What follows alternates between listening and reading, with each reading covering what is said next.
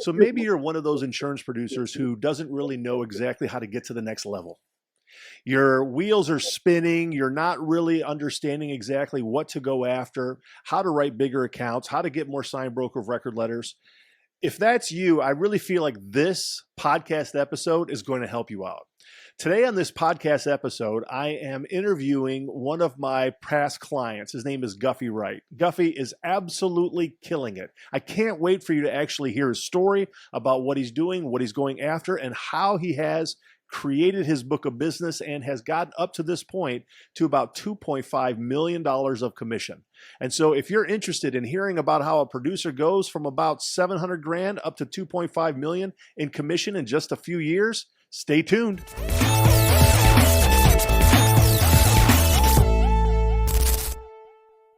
Hey, everybody. Welcome back to the Millionaire Insurance Producer Podcast. My name is Charles Specht, and I am your host, and I am very glad that you are here. Thank you for taking some time to be with us and listening to this particular podcast. I appreciate you. I appreciate all the listeners of Permission Nation, and thank you. And I am actually pretty excited to be able to introduce you. I consider him a friend. He's been a colleague. I worked with him at the same agency for a time. His name is Guffy Wright, and I just feel like he should be really sort of the poster boy on what an insurance agent ought to do in order to grow their book of business to $1 million or more. I am really excited for this conversation. I think you guys are going to get a ton of value out of this, but I want to just introduce him right now. His name is Guffy Wright. He's with the Mahoney Group out of Arizona. Guffy, thanks for coming on the podcast today. Happy to be here, Charles. Really grateful to spend some time with you. All right, man. Tell you what, why don't you just tell us a little bit about yourself, how long you've been in the business, just quickly kind of like what the Mahoney Group does and doesn't do, and we'll kind of start the conversation there. Sure. So I started selling insurance here at the Mahoney Group at age 22. I've now been here for 16 years, mostly focused on real estate. And, you know, what the Mahoney Group does is we're a retail agency. We're one of the largest privately held insurance brokerages in the United States. And we have different niches and practice groups that we focus in on. And we are, you know, committed to serving our clients in the insurance industry like many other retail agents. Yeah. Yeah. So, I mean, here's what I would say in regards to the vast majority of listeners out there is that you are likely at an agency very similar to the feel, the size, the culture of even the Mahoney Group where Guffy's at. You know, unlike, for example, maybe some of the very large alphabet houses, that's a completely different culture, very corporate.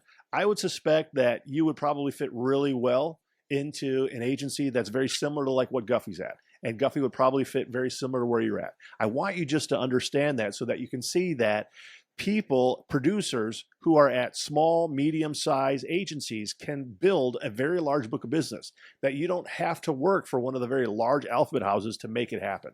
And so I think you're going to get a lot of things that you can take away from this message. So definitely be listening. So I want to kind of start maybe towards the beginning of where we started doing business together, Guffy. So, you know, take me back to 2018 when we started working together. You reached out to me. Kind of remind me about how that process worked and why did you reach out and so forth.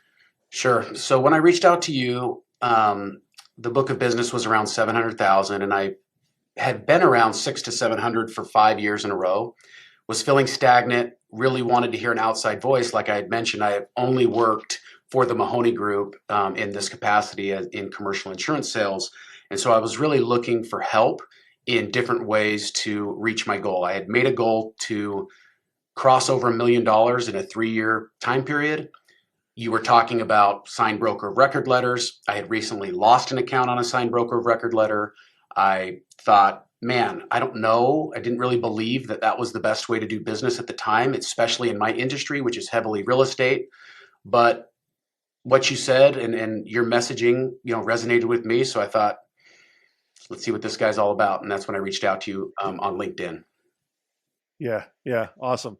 So I know we started connecting, as you said, around 2018. Your book was around 700 grand. You were sort of at that rate or at that book about 5 years. You would win some clients, you would lose some clients. So you were around that amount, right? And then you mentioned that you lost an account by broker of record letter, and that kind of opened your eyes, right? So take me back to that point. What happened? Why did you lose it? What did you learn from it? So this particular account was with the carrier that was the only carrier in the industry that would write that business, and I thought I was safe. I didn't think that I could lose it. And when I lost it, I was very surprised that I lost it, and it was on a signed broker of record letter. And instead of being upset by it and not understanding this or that, I started reflecting and thinking, man, if this can happen to me, how can I now then take this as a win or a gain or an experience for the rest of my book of business and ideal clients, and really start building a case to attract my ideal client, and what solutions can I provide that'll ultimately attract my ideal clients to the way we do business. And that's kind of how it started. Yeah. What was the size revenue on that account that you lost? It was about 65,000 commission. So 65 revenue, never a good day to lose that. But yeah, it was about 10% of your overall book just gone with one signature. At the time. Correct. Yep. Okay. All right. I remember back from our conversations, because one of the things, by the way, that Guffy, I think, did really well, and this is a sort of testament to what you have to do in order to succeed, is that I would have conversations with Guffy. We were doing our one-on-one coaching calls and so forth. And then at the calls, we would talk about things that you have to do, changes you have to make. What are going to be, say, 2 or 3 things that you're going to do, before we have our next call. And I remember that you would actually do the things that you said you were going to do. And it was just sort of that change in, I'm not going to do it how I've always done it. I'm going to try something different in order to get another result. And I feel like that was very important, because as I sort of think back to the conversations that we had when you first started, is we were talking about the types of accounts that you go after, right? And so, I believe that you were doing, just a fair number of real estate, apartments, you had a lot of different stuff in the real estate portfolio. And I asked you, I said, okay, look, you're losing some accounts every year, you're gaining some accounts, you're just stuck. Your wheels are literally spinning right now. What size of account are you willing to prospect at this time and write? And I remember your answer to me, like it was yesterday. You said, if it's $1,000 or more in commission, I'll write it. And I remember just having that conversation. I remember, like, that's the problem right there, is we are never going to get past this point if you're writing $1,000, $2,000, $3,000 commission accounts, that there has to be a complete change in the overall mindset of the size of the account that you're going to go over. And unless we can decide what that leveling up is going to look like, I just feel like we're going to be continually spinning our wheels. Do you remember that conversation or that mindset shift change that you dealt with? And tell me about, like, what you were going through at that time. Yeah, I do remember that conversation. And we said, okay, if you're $1 million producer, what does that make you worth an hour? What is your time worth? Mm-hmm. And so I had to kind of back into that and get real honest with myself. I believe all progress starts by telling the truth. And I started targeting then larger accounts. And like you said, some of your agents you work with may not do what you say. I think it's important to know that you will know what you're committed to by what you say no to, not what you say yes to. So if an account calls in and they're 2 or 3 revenue, but you've already committed to write 10 revenue or up or 25 revenue or up, and you say, yes, I'll quote that, or yes, I'll write that, it just shows your level of commitment. And so all progress starts by telling the truth on what you're really committed to. And I was committed to getting over $1 million of revenue for various reasons. But yeah, I definitely remember that conversation. And I was kind of lying to myself, like, well, if it's easy to write, I'll write it. It doesn't take that much time and this and that. And it's like, no, you have to draw a line and you have to commit to it. And so some of the most powerful things you can do is say no. Some of the most powerful things you can do in a group is leave the group. And so I left the group of, at the time it was 10, I went to 10 revenue, and that was scary. And here I am 5 years later, I won't write anything under 100 revenue. And even that I need to push because I'm feeling a little bit complacent. So Yeah. I definitely remember that conversation, and I had to commit to it, and I committed to it, the best way I knew how. Yep. So I'm going to talk about that in just a second, but let's dangle the carrot out there so people can see. So you were at 700,000. You hit the $1 million mark. So we started, I guess, the end of 2018. You were at 700,000. How long did it take you then to get to the million once you switched the type of an account we we're going after? So 12 months later, I went over $1 million at the end of 2019.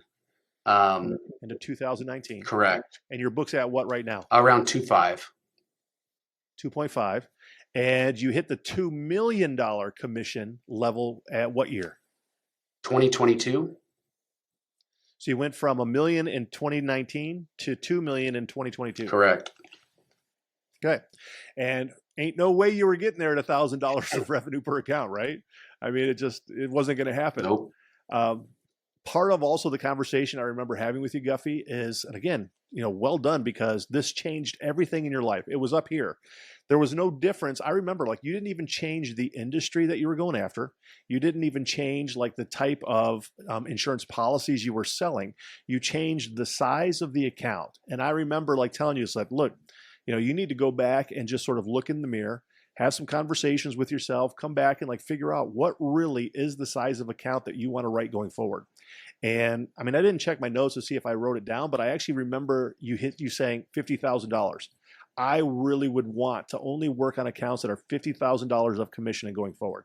That's the number that I can like remember in my head. And I just thought, all right, that's perfect. Now we are talking here. Now we're going to start creating, the mindset shift, the types of prospects you're going to go after. And that's the thing. Like, I just feel like that was the thing that hit you in the face, realizing that I'm writing small accounts. I'm writing accounts that, if I can remember correctly, you were writing accounts that basically had like one location property. They weren't really in acquisition mode. They just had a property. They were never going to grow. That was like the normal size of account. And then we sort of made that shift into going after larger accounts that were in more acquisition, that had more of a portfolio of accounts. And that was really kind of the thing that sort of sent you in the right trajectory. Would you say that's true? I would say that's true. I would add to that I wrote down and got really clear on who my ideal client was. And, I do believe that the only way to make your present better is by making your future bigger. And so with this large goal that I had to get real clear on who my ideal client was. I wanted my clients to prospect for me in my sleep, and I wanted to do business from my couch. And at the same time, grow the book of business in a way that that really stretched me, and I didn't even know that was possible.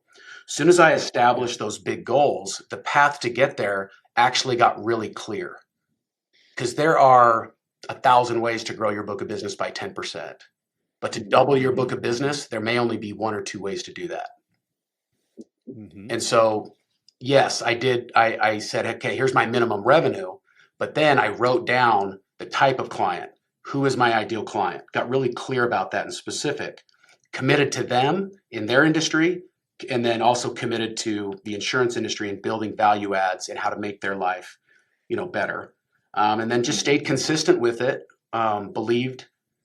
Believed in the process that we were doing, and if the what or the goal is big enough and the why is deep enough, the path will always show itself. The how will always reveal itself. So I spent a lot of time why I want this, what I want. I don't spend a whole lot of time on the how, because it presents itself if you're really committed to it, and then you got to work it. You absolutely have to work it. Yeah. You said something earlier. You actually said a couple of things that like I just felt that's so powerful is, you talked about what you will say yes to, but also what you're saying no to. And a lot of people say, yes, I want to write bigger accounts. Yes, I want to prospect that. But they don't say no to the things that need to be said no to. Or they sort of play games with it. They say, yeah, I want to write bigger accounts. And even as you were saying it, like I could think of like 2 or 3 people that I had conversations with, this last week, where they're saying, yeah, I know I spent time working on it, but it's just, I can do it kind of quickly and get it done. I just thought, no, man, you're taking away your time from going after bigger stuff. It's like you're lying to yourself when you're doing that. You're sort of playing games. You're not really yet convinced what your time is worth. And when you started to look at like what you're making on an hourly basis from your commission versus how much time you're spending in the insurance business, you were able to then to make that shift in your head.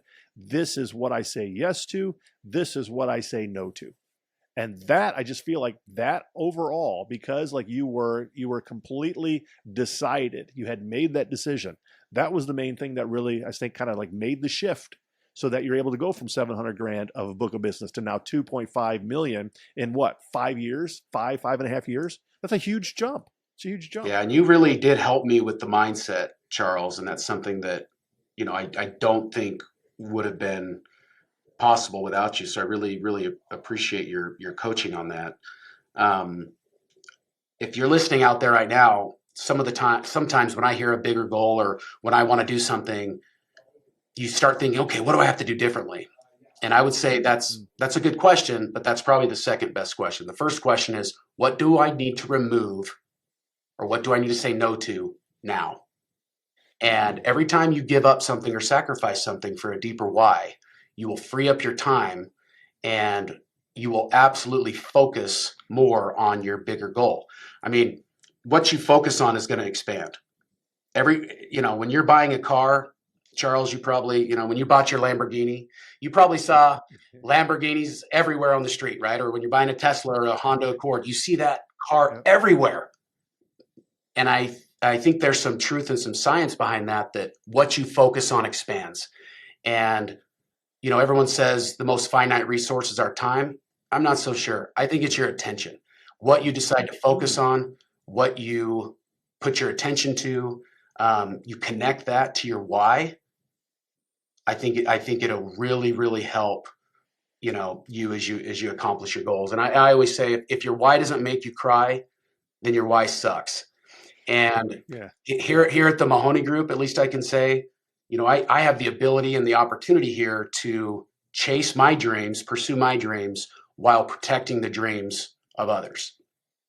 And, I love that. And that's why I loved working here at the Mahoney Group, and why I'm committed to staying here and just watching our people grow. Here, it's about the people. It's about making real connections, relationships.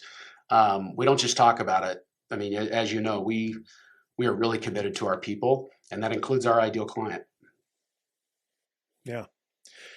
Two things that I want to now kind of transition to is sort of how you're prospecting in your geographic territory, and now the focus on broker of record letters rather than just quoting, right? So, I've used you in my examples when I'm talking to different people, is like, do what Guffy does, you're going to have really good results. But what you do, because of how you're set up and the size of the accounts that you go after, you're not just like calling on stuff in your city and your county. You're doing much more like national. So talk to me about like where you prospect at from around the country, and are you doing it, are you getting in a plane and flying to these people? Like, how are you doing your prospecting and where? Oh, great question. So, what I wanted in the book of business was to do business at home. I have 4 children, wonderful wife, wanted to spend more time with them and not just get burnt out. And so one of those things was, okay, I have to be able to do business virtually, and I have to be able to do it well. So the clients we target a lot of times are private equity firms out of San Francisco or Dallas or Chicago, but they have properties in various states. And so how we go about that is, we're really committed to the virtual sale and transacting business virtually, while at the same time going to visit these clients personally and developing that deep connection and relationship. So I really like virtual sales because it helps me and the client work together. For example, I can tell the client, this is my ideal client, and share a screen. $1 million premium spend, 10 plus properties, needs extra work than just, a quote renewal once a year. This, needs a lender liaison, needs steps to closing, works with your development team. And then I say, does this sound like you? I share a screen. They say yes, or they lean in, or they lean out. I'm trying to attract or repel, the ideal client. And so virtual sales does a nice job of that. I don't have to jump on a plane and then realize, oh, your brother-in-law writes the insurance? Well, I wish I would have known that before I, booked first class. and to come to see you, right? So the virtual sales has been really, really important to our real estate practice. And we do a lot of virtual Zooms. If we have a closing, we do like a Zoom to close, or if we have a renewal, Zoom to renewal, where we're just constantly having that cadence and pace with the ideal client to just totally separate ourselves from the competition. Do you think I obviously COVID, during that process happened, right? So you're kind of forced to do that, but really, I think it's more than that because your clients they're elsewhere. They're not local to you. So it required you to just expand your pond, right? Because like I said, there's only so many accounts that are that size in real estate. So was it an actual decision you just said, I'm going to go outside of my state, or was it just you did something and it worked out? Well, we've been selling outside of our state for a number of years because we had a apartment program that helped us just kind of go out of state. And when I was first starting in the business, it was okay. Well, if it's a 100-unit property and it's 15,000 commission in Texas, and a 100-unit property is 2,000 in Arizona, and it's the same amount of work, well, I'm going to go focus in Texas. But the problem with that is I became a very transactional agent where I was only as good as my latest price in my latest program. And so to do it virtually and to do it right, we really had to build value-added services that are deeply connected to our ideal client. And our value proposition inside our real estate practice was we have the experience to deliver better than marketplace solutions. Ultimately, if they trust that, and we've done a good job of articulating that, and we lay out a path to where we can take their insurance program, then the broker of record conversation becomes a lot easier. We're sharing stuff with them on Zoom. We have 15 different things out, and all of a sudden we're doing a virtual sale, and they say, you know what, I've really struggled with acquisitions. And then I can just pull up and be fluid and say, well, here's our steps to acquisitions. Do you think this will help you? And in those steps to the acquisition, a BOR is one of those steps. Or here's how we can separate your account from your peer. Here's our own statement of values. Here's how we utilize this technology. Here's how we utilize this. And just kind of fluid and sharing screens, it really helps the ideal client lean in and think, wow, these guys they have their stuff together. I mean, we've had people say, we've had people say, hey, I just have one question before we sign this over. Are we your ideal client? And these are people spending millions of dollars of insurance premiums a year asking us if we're if they're our ideal client, right? And then also I've had other prospects say, well, I just don't know if we're big enough for you. And I said, well, what's your premium spend? And they're like, well, we spend about 1.8 million. And, humbly I say, I think I can work you in, but no, I definitely want to help that type of client and place them. So, I hope that answered your question of the virtual sell, and also, how that is just really beneficial because they think they're on a neutral field. But no, you can, as an agent, you can make this home court advantage and then some. And, most agents will say, oh, I'd rather meet in person. Zoom, you can practice, you can record, you can evaluate, you can review, and your clients they're just listening to you, you're sharing screens, and you can still see their face and read their body language as they're looking at what you could tell if they're leaning in or not to your message. So I try to book virtual sales first, and I do have local business as well here in Arizona, but really it's a lot of it's out of state. And then we kind of build on that first appointment. Then we say, okay, let's do the second appointment. But I definitely like to go out and see them in person and develop that real connection and relationship. No matter how virtual we get, there's not going to be, a better way to develop a real relationship than in person. But I do believe transacting business in Zoom, I mean, I'm more comfortable with that at this point. Yeah. So last kind of topic or question here is you make that sort of transition in your geographic territory. You're expanding out. How did it change your prospecting, or really kind of the conversation of the sales, going from just quoting a one location now to really having a broker of record letter conversation? Talk to me about how that has changed it in your mindset and really shown itself in practice. I think that's a good question. And I think it goes back to a couple things. When you are that confident in who you can actually help and serve, of who your ideal client is, if you are willing to say no, to quote, they will respect you. And then if you have the broker record letter conversation and they say no, I'd rather someone say no and respect you, and then you get to decide if you want to continue to work on it or not. Mhm. Now we're in a difficult market on the insurance side for apartments, and so it's become even easier for a broker record letter conversation. It's really hard to win accounts just quoting straight up. Um, but to answer your question, I think the conversation has become easier and easier and easier because I deeply believe it is in the insured's best interest to use one broker. It's in the carrier's best interest to have a broker record letter, and it is in the agent's best interest to control the market. You had made a comment a couple years ago that stuck with me. Is we want that competition to happen at the underwriting level, not the agent level, Mhm. and we have to be able to articulate why that's true. Because if a lot of insureds have just been quoting and pitting agents against each other, well, that's all they know. And so if we can educate them and show them a better way, the ideal client's going to totally understand that. And the larger the account is, I mean, Aon and Marsh have already done this work for all of us, guys. They're BOR only. So when you're talking to a large client, they kind of know this is how the game is played, and they want to see the value that you can bring to the table and how you're going to make their life better, not just save them 10%. I mean, they can call Geico if they want to save 10%. So I get it how price is the elephant in the room, but you don't even need to talk about it or bring it up because if your placement, so this is the word we use a lot, Charles, is placement. If you allow the Mahoney Group to place your insurance, this is what it's going to look like. We do placements. If you want to quote, call State Farm, call another agent that is a generalist. Generalists love to quote. Generalists love to quote. It's their favorite thing in the world. Niche people, micro niche people especially, man, you want to work with me? You want to work with our team? You have to sign this, and this is why your life is going to be better. Um, It's just an ethical line in the sand, giving the insured information that is going to be in their best interest after all said and done. I just really 100% believe that.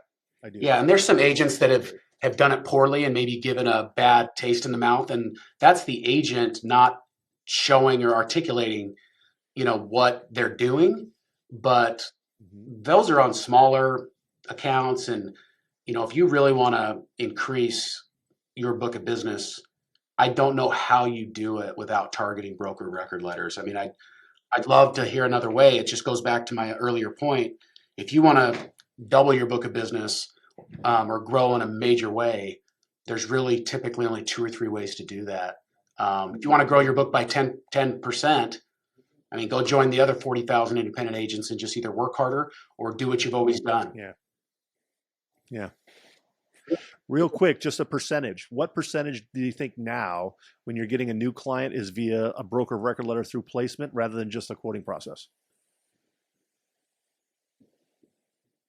I'm trying to think of the last time I quoted something without a guarantee that I was the agent. And I have a really good memory. And and I can't even It's the change of the process. I get I it. can't Yeah. even think of it. I mean, last year I wrote something in May. They were on an actual cash value policy, and I didn't want to BOR it. So I said, hey, this replacement cost policy is going to cost you more, but just tell me what you want. If you want an actual cash value policy on your portfolio, that's great. Make sure you know what you're doing. I'm not going to take that over. And they said, oh, we had no idea we were. I said, okay. Do you think that's grounds for termination of your agent? They said, yes. I said, great. I'm not going to BOR that, but let me just quote something else and get you something in place. We did. It was more expensive, but they were super grateful. And that would be the last time I quoted something or took something over without being a broker of record letter. Yep. Got it. So just to summarize, and then I'm going to kind of say where you can connect with Guffy at, but about a $700,000 book of business, writing kind of smaller accounts, wheels are spinning, just going through a normal quoting process, running a little bit of business, but losing some business. Makes a mindset shift in looking at what he wants out of his life, what he wants out of his book of business. Takes a really hard look at the type of account, size of the account, what type of ideal client he wants going forward. It even expands the territory that he really prospects in. Goes from a $700,000 book of business to $1 million relatively quick. Now, in about a 5-year period, he goes from $700,000 to $2.5 million, and it's probably going to be at a $3 million book of business in no time. I mean, that really is sort of the difference between really diving in and understanding your micro niche, your ideal client, putting a line in the sand, not just going through the quoting process, but understanding your value. So, man, Guffy, I really appreciate you just explaining all that, letting us dive into a little bit of the mind of Guffy, and understanding, what really has made you successful up to this point. Can you tell people maybe how to connect with you, how they can reach out to you, and maybe learn a little bit about you, your process, or even the Mahoney Group? Sure. So I'm on LinkedIn, and I'm our real estate practice leader, and I'm on our board of directors. And so I'm pretty easy to get a hold of, and happy to share, any insights that may help you. And I'm sure there's, we can learn a lot of things from anybody. But I just want to also just drill down on where the Mahoney Group is going. We are committed to staying privately held and sharing our profits with our people. And so, we have a really, really slick new validating producer program. And we are committed to, perpetuating. And so if anybody's chasing dreams and needs mentors or people that care about their future success, I can just tell you the Mahoney Group's committed to that. And where we're going is the growth is real. And so anybody has any questions, please reach out to me. I'd love to start a conversation. Appreciate that, Guffy. Appreciate you. And just to speak to you listeners here for a moment, take these things to heart.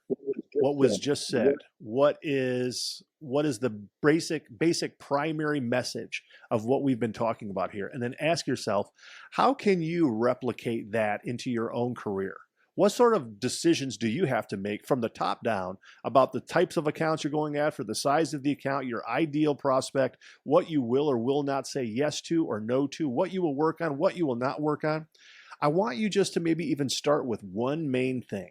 Start with one main thing and then build from there. If you do that, I really feel like you'll be able to build your $1 million book or business or more. You might even get it up to 2 million, 2.5 million, or like with Guffy, you're going to be hitting 3 million, in a relatively short amount of time.